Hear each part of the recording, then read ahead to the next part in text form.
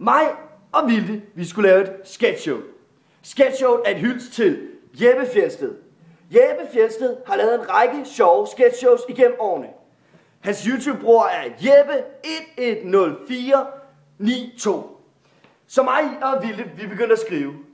Showet det skulle hedde Sulten, ja for fanden.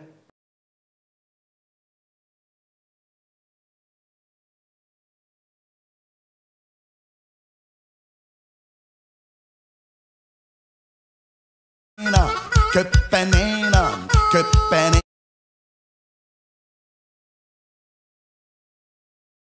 Ikke lav penge.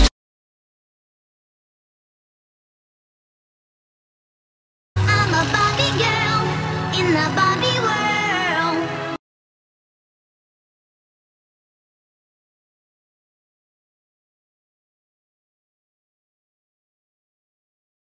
Call me maybe.